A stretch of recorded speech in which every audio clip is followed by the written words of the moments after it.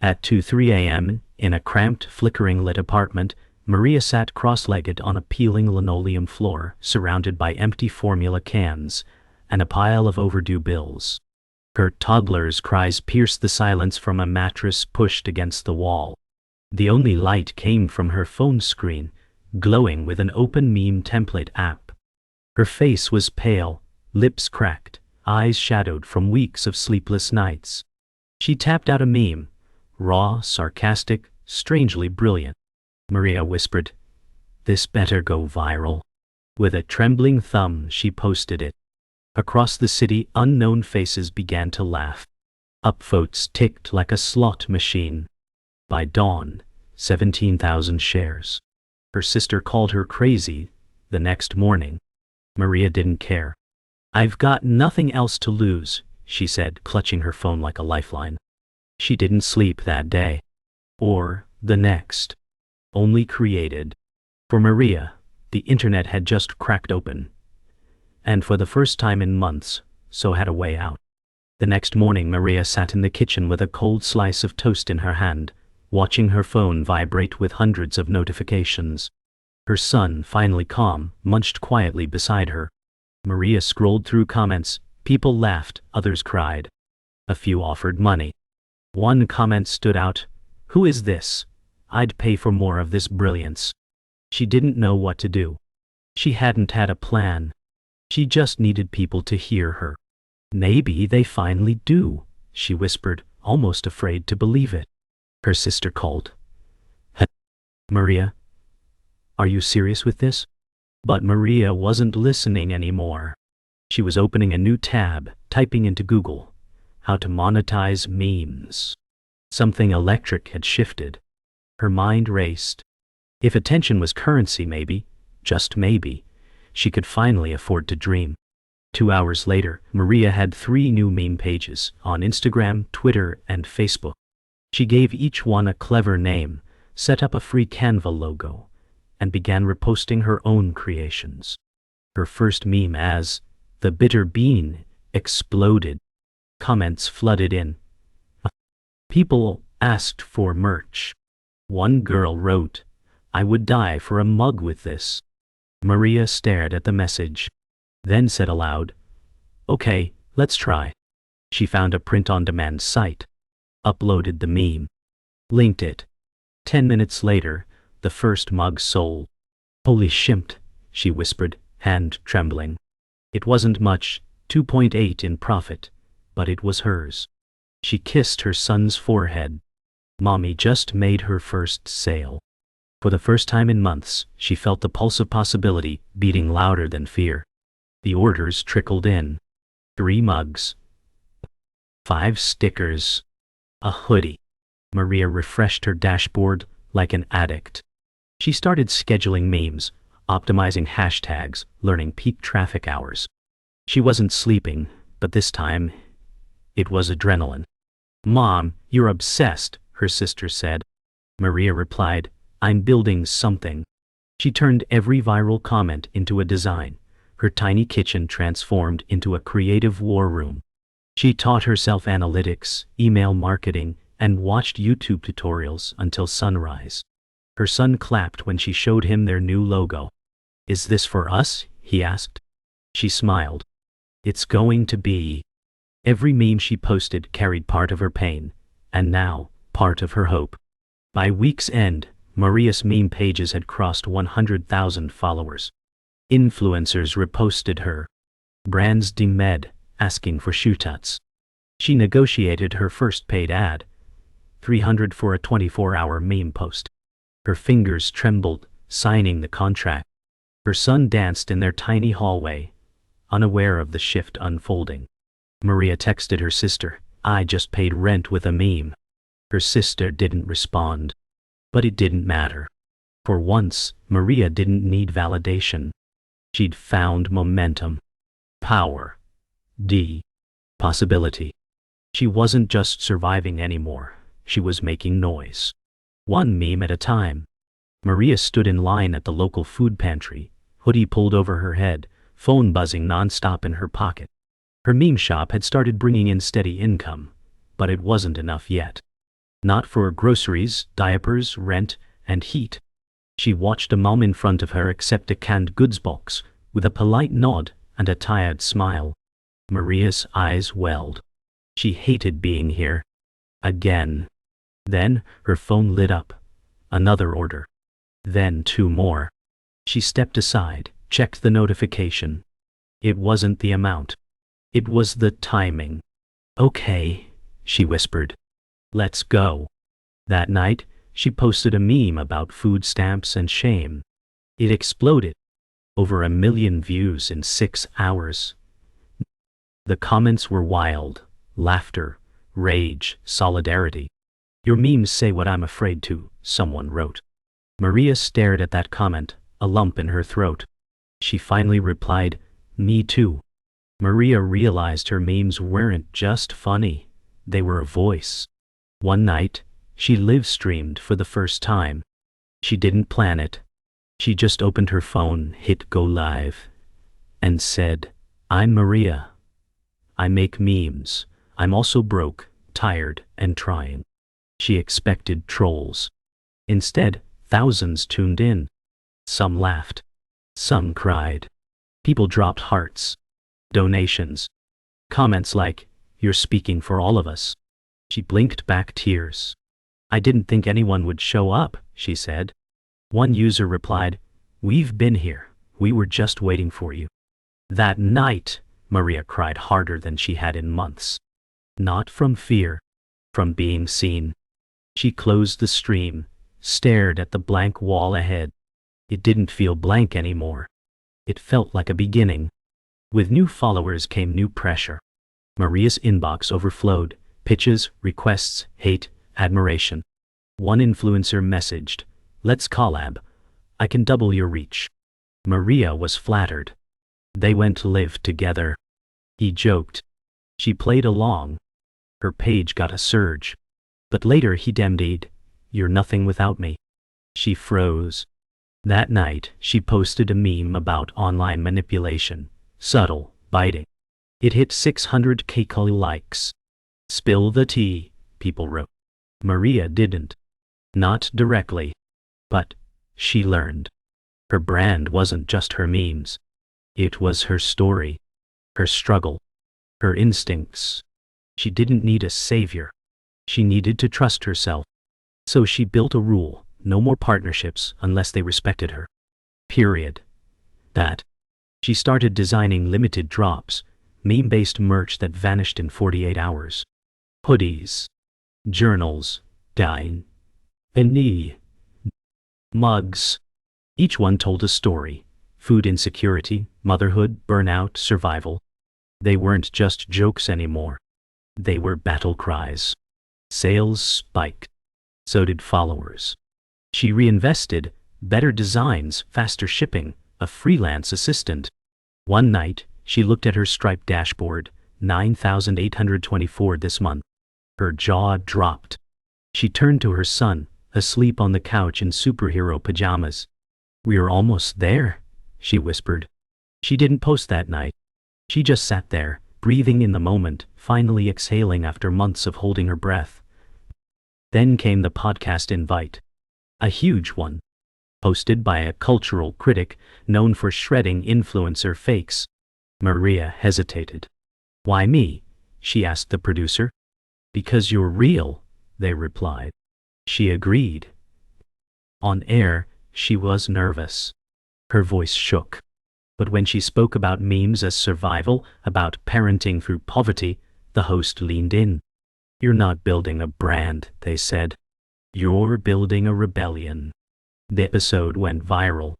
Maria's following doubled overnight. Sponsorship offers poured in. But more than that, she walked out of that studio taller. She wasn't just a meme maker anymore. She was a voice. A force. And she wasn't done yet. Maria stood in front of her apartment mirror, trying on a blazer she hadn't worn since her job interview 2 years ago. It still smelled like hope. She was invited to speak at a digital creators conference, a small panel, but still. She hesitated in the mirror. "You're not that girl anymore," she whispered. At the venue, The panel was packed. Creators, marketers, fans. Maria spoke slowly but clearly about meme culture and economic survival. People nodded. One woman stood up after. "I'm a single mom too. You gave me something today." Maria smiled, trembling. It was the first time her story filled a room, not just a screen. She walked out into the hallway, blinking against the lights. Her inbox buzzed again. Sponsorship, PR features, podcast invites. But more than anything, she felt something shift inside. Legitimacy. The next week, Maria was invited to a co-working space by a local startup founder who followed her memes. She stepped in wearing jeans and her old laptop bag, greeted by neon signs and cold brew machines. It felt like another world. He offered her free workspace. "You belong here," he said. Maria sat up in the corner. Quiet. Gotta wins. Observing. She overheard founders pitching million-dollar ideas, and realized they weren't that different. They were just louder, more funded, more connected. She opened her laptop and began to outline a course, how to build a meme empire from scratch. A creator across the table leaned over. "Wait, you're the bitter bean?" Maria grinned. "Yeah, your memes got me through my layoff," they said. "Keep building." She nodded. She wasn't just inside the room now. She was writing the manual. Maria's course launched quietly. No big ads, just a pinned meme and a caption. "Want to learn how I went from food stamps to 6 figures through memes?" Within 48 hours, 700 sign-ups. The site crashed. She scrambled to fix bugs, answer emails, update videos. Her apartment looked like a war zone, half toddler toys, half whiteboard diagrams. She barely slept, but it was a different kind of exhaustion now. Empowered, electric. Her sister finally called. "I saw your name on LinkedIn. Is that real?" Maria laughed. "It's all real now." That night, she held her son close, scrolling through testimonials.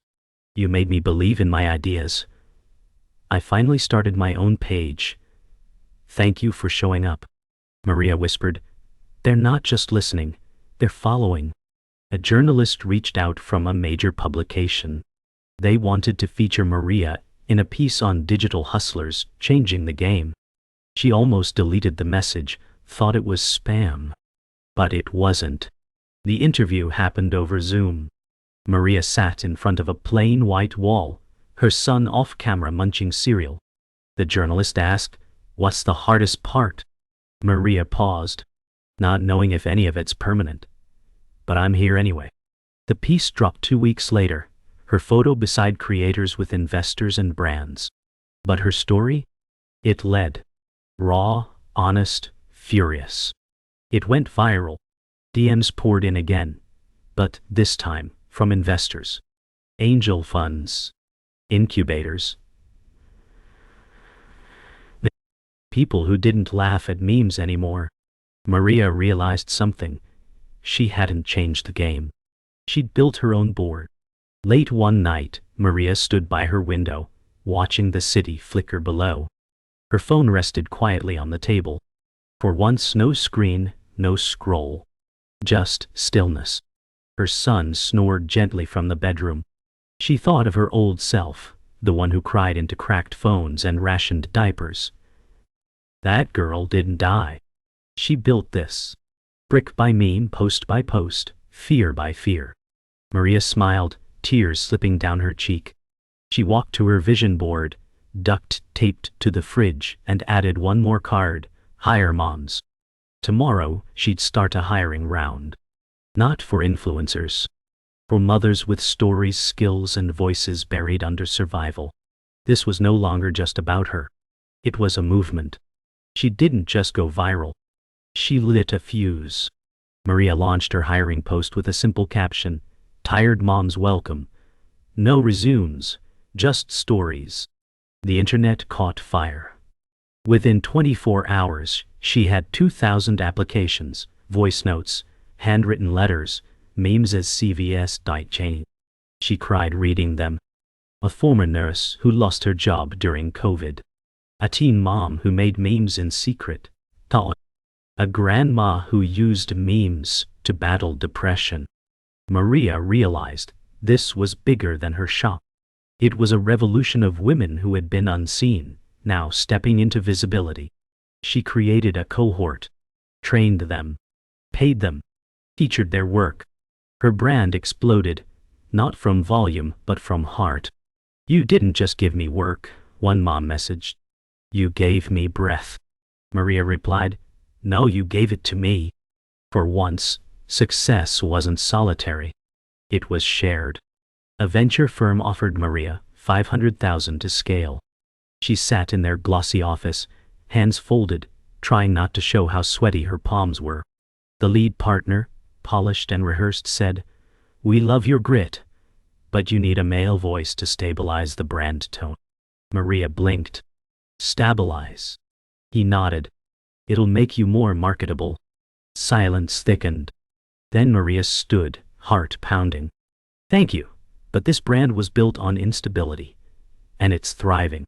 She left the room shaking. In the elevator, she laughed out loud. The audacity. The old Maria would have second-guessed herself. But now? She posted a meme the moment she got outside. "Apparently, my uterus destabilizes capitalism." It racked up 1 million likes. Investors took notice. But this time, they came on her terms. Her meme studio moved into a small loft, concrete floors, white brick walls, second-hand furniture, and laughter bouncing off the walls. The team was all women, mostly mothers. Some virtual, some in person. Kids napped in corners while memes were written. One mom edited designs during breastfeeding. Another cracked viral captions between homeschool lessons. They called it the motherboard. Maria looked around and felt awe. This wasn't a company. It was a rebellion in real time. She took a photo of the team and posted, "Not just working moms, working systems." The post got shared by celebrities, journalists, and activists alike. She didn't need a corporation's playbook. She had her own, written in chaos, heart, and hashtags. But then came the plagiarism scandal. A top influencer with millions reposted one of Maria's team's memes, word for word, with no credit. When called out, she dismissed it. "It's just a meme." Maria's blood boiled. She posted side-by-side screenshots. Then a caption, "Moms made this, moms paid rent with this, it's not just anything." The internet exploded. Hashtags trended. Media picked it up. The influencer issued a half apology. Maria didn't gloat. She wrote a blog post instead. "Meme theft is modern erasure." It went viral. Universities asked to reprint it. Lawyers offered free support. She wasn't just defending a meme. She was defending ownership, voice, labor. Maria learned, when you create from truth, you own more than content. You own the narrative. After the scandal, Maria was invited to speak at a global digital rights summit. The theme, authorship in the age of virality. She stood on a stage with lights in her face and thousands in the crowd. She wore sneakers, not heels. She began with a meme. They laughed. Then she spoke of ownership, motherhood, erasure, and rage. She didn't ask to be taken seriously, she demanded it. When she finished, the standing ovation was thunderous. Backstage, an editor from a major publisher approached her. "Book deal?" they asked. Maria smiled. "Only if I can title it, 'We Weren't Supposed to Win.'" The editor laughed. "Even better if we show how you did." She agreed. Because her story wasn't just hers anymore. It belonged to every overlooked creator who kept going anyway. Maria's book pre-orders surged within hours of the announcement. Major outlets ran features. A film studio called. But the pressure mounted. Every post was dissected, every meme analyzed. She felt it. The weight of expectations. She posted a meme about burnout. It flopped. For the first time in a year, engagement dipped. Trolls returned. You're over. Another one-hit wonder. She stared at the screen, heart pounding. Her son climbed into her lap. You okay, Mom? She held him tight. Just tired. That night she didn't post. She rested. Ate dinner without checking stats. Watched a cartoon with her son. She remembered the girl who once cried beside unpaid bills, and whispered, I already won. The next day, she posted nothing. And it was the most peaceful day she'd had in months. One morning, Maria opened her inbox and found a cease and desist letter. A corporate giant accused her of defamatory parody after she used one of their slogans in a meme about corporate burnout. Panic gripped her. She couldn't afford legal war. But before she could even react, her community did. They reposted the meme, made their own versions. Lawyers offered to help pro bono. Hashtags spread like wildfire. The brand backtracked days later, calling it a miscommunication. But the message was clear. Her voice was powerful enough to threaten giants. Maria laughed through tears. I'm just a mom with Wi-Fi, she whispered. But deep down she knew. She was a movement now. The kind that couldn't be silenced, only amplified. In response to the ordeal, Maria launched a campaign, #LaughLoudLegal, raising funds to support small creators hit with corporate threats. She hosted meme-a-thons, collaborated with lawyers, and even auctioned her most viral memes as NFTs to fund the movement. The campaign exploded. Celebrities joined. Articles flooded in. From meme to movement, read one headline. Maria gave interviews with a fierceness no one could ignore. But she stayed grounded. The money raised didn't go to her. It went to artists, moms, voices who felt invisible. You were building a meme union, someone said. Maria grinned. More like a meme militia. And just like that, what began as survival had become structure. A new kind of power. A new kind of protection. A new kind of future. An invitation arrived to keynote a tech festival in Berlin. All expenses paid. Maria hesitated. She'd never left the country. Never even owned a passport. Her son looked up and asked, Can I come too? She smiled. Let's both get passports. In Berlin, she stood on stage with a translator beside her, looking out over a sea of entrepreneurs. She spoke of broken systems, motherhood, memes, and revolution. Her voice echoed across languages. Attendees cried, laughed, cheered. Afterward, one founder approached her. You didn't just teach us something, you reminded us we're human. Maria blinked back tears. That night, she and her son explored the streets, hand in hand. For once, she wasn't escaping anything. She was expanding. On the flight back home, Maria watched her son sleep against her shoulder. She looked out the window, clouds below like crushed cotton. Her phone buzzed. An email from a VC firm. For expansion. Are you ready? She smiled, but didn't respond. Not yet. She opened a note instead. Typed, expansion without compromise.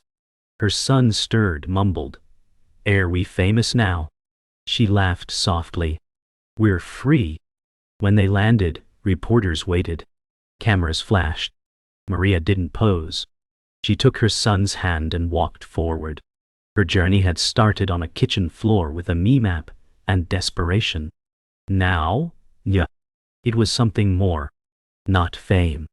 Not even wealth. But liberation. Earned, shared, and unstoppable. And she wasn't even close to finished. Back home, Maria returned to the basics. Not growth.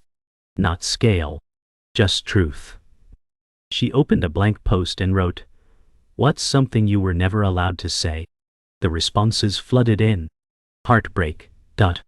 Anger. Liberation. She turned them into memes. No branding, no hashtags, just raw human truths. They spread like wildfire. Teachers. Janitors. Caregivers. Ex-cons. Immigrants. all reposting, rewriting, reclaiming. Maria didn't monetize them, didn't track clicks. She just posted. One follower messaged, "This page is the only place I feel seen." Maria stared at that line, tears welling. It reminded her why she started, not to go viral, but to feel less alone. In giving others voice, she found her own again. Softer, braver, diet, wiser, real. One of Maria's posts made its way into a classroom. A sociology professor used her memes to teach power and visibility. She was invited to speak to the students. She stood before rows of eager eyes, most half her age, and asked, "What makes a meme matter?" A hand shot up. "When it tells the truth, no one else will." Maria nodded. Exactly. They spoke for hours. About digital rebellion, humor as armor, and the politics of visibility. Afterward, a student approached. "You made me rethink my voice. I didn't think memes could matter like this." Maria smiled. Neither did I, until they did. Walking out of the campus building, she felt lighter. The classroom wasn't just a new stage. It was proof her story had become a lesson. Her memes were now textbooks. A documentary crew reached out. "Your story's more than digital," the producer said. Cameras followed Maria through her days. Morning cereal, team Zooms, toddler tantrums, late-night meme writing. At first she felt awkward, exposed. But soon she relaxed, laughed, told the truths that rarely made it into headlines. When the film premiered at an indie festival, the audience wept, cheered. A woman whispered, "She's all of us." Reviewers called it raw, necessary, unpolished in the best way. Maria stood at the back, gripping her son's hand, both of them in second-hand jackets. A standing ovation erupted. Her son looked up. "They're clapping for you." She knelt, hugged him tight. "For us, baby, for us." That night, Maria didn't sleep. Not from stress, but from a joy too big to contain. The fame didn't change her routines. Mornings still meant spilled milk and school drop-offs. Memes were still born in mess, not meetings. But her phone never stopped. Agents, brands, deals. And with each new offer, Maria asked one thing: does this help tell the truth? If not, she passed. She turned down a reality show. Declined a luxury fashion collab. "Why would you say no to that?" her assistant asked. Maria smiled. "Because I'm not for sale. My story isn't merchandise." Instead, she partnered with a domestic violence shelter, building digital storytelling workshops. Quiet power. Real impact. No cameras. Just change. Maria knew. Influence without integrity was noise. But when rooted in truth, it was thunder. A year after her first viral post, Maria revisited her old apartment. Now vacant. The landlord let her in briefly. Same peeling wallpaper. Same scuffed floors. She stood in the center of the room where it all began, remembering the silence, the fear, the first meme typed with shaking hands. Her son tugged her sleeve. "This where we started?" She nodded. "Yeah, right here." He looked around. "It's small." Maria smiled. It was enough.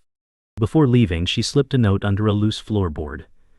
"To the next tired mom, don't stop. You're not crazy, you're early."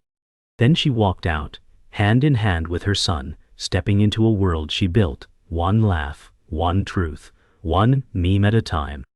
Maria hosted her first conference, not on a panel, not as a guest, but as the creator. NameCon, Truth in Pixels. A mix of comedians, creators, activists, and mothers filled the venue. No suits, just hoodies, baby carriers, and brilliance. Maria opened the event with a story, not stats. She shared her first meme, the crying, the hunger, the cracked phone. The crowd laughed, then quieted. "This isn't just digital," she said. "This is survival made visible." The crowd stood in thunderous applause. Throughout the day, memes sparked discussions on injustice, healing, and truth-telling. Maria stood in the wings, watching her idea breathe. It wasn't a conference. It was communion. What began in isolation had become a living, pulsing revolution. Later that evening, Maria stood backstage, watching the final panel wrap. Her son tugged at her hand. "You made this happen." She nodded, crouched to meet his eyes. "We did." He hugged her tightly. A journalist approached, asking, "How do you want this remembered?" Maria thought for a moment. Not as success, as proof that ordinary people make extraordinary things when they're cornered, scared, and honest. The lights dimmed. Someone from the crowd shouted, "Thank you, Maria." She waved, overwhelmed. For so long, she'd been chasing freedom. Now, she was surrounded by it. And maybe that's what true influence was, not in reach, but in resonance. Not who heard you, but who felt less alone because you spoke. Weeks later, Maria returned to her favorite coffee shop. No interviews, no Zooms, just her and her laptop. She pulled up a draft, her next project, a storytelling platform for underrepresented voices. She'd call it Mic Drop, not a media brand. A stage, a library of laughs, grief and rebellion. She didn't want to be the only one on the mic. She wanted millions to speak. As she sipped her coffee, an older woman tapped her shoulder. "Your meme got me through my divorce. Thank you." Maria smiled deeply. "That means everything." She turned back to her screen. A blinking cursor waited. She started typing. Once upon a silence, someone whispered truth, and the world listened. And just like that, the story began again. The platform launched quietly, but grew fast. Stories of domestic workers, immigrants, queer teens, foster kids. Their memes, essays, audio clips spread like wildfire. Maria moderated, encouraged, amplified. She didn't center herself anymore. She centered the unheard. Her name didn't need to be on every headline. Her fingerprints were in the freedom they found. People called her the godmother of digital grit. She shrugged it off. "I'm just a woman who got loud with a phone." But inside she knew. Her echo lived in every brave post that followed. Not to dominate, but to multiply. The loudest change often began in whispers. And Maria had become a master of turning whispers into thunder. In a quiet corner of the city, a mural was unveiled. Maria's face surrounded by words from her memes. Crowds gathered, phones raised. She stood off to the side, holding her son's hand. No speech. No fanfare. Just watching. A young girl walked up, stared at the wall, then whispered to her mother, "That's the lady who made us laugh when we were scared." Maria heard it. Her chest tightened. On yourself. Not pride. Purpose. She looked at her son. "Ready to go home?" He nodded. They walked away, blending into the crowd. Her name wasn't shouted. Her power didn't need it. Because her story, born in darkness, built in fire, had already carved its place. Not on platforms, but in people. And that's where it would live forever.